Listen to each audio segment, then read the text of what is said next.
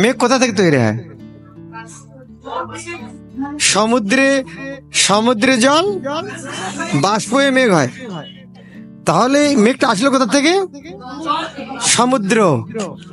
তাহলে ভগবান হচ্ছেন কৃপার সমুদ্র, ওখান থেকে মেঘ হচ্ছেন সমুদ্র। যদি ভগবান হয় তাহলে মেঘটাকে, জোরে বলুন, গুরুদেব।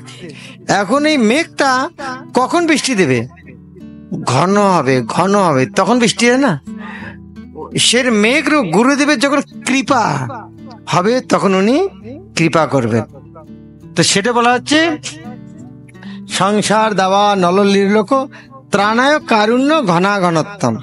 ঘনাঘনত্ব মানে ঘন মানে মেঘ, ঘন মানে মেঘ, আর ঘনত্ব মানে মেঘ আরো ঘন হয়ে যায়।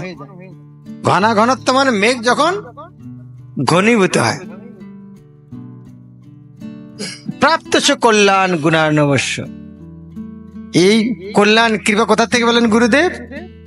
কৃপা সমুদ্র কৃষ্ণ থেকে।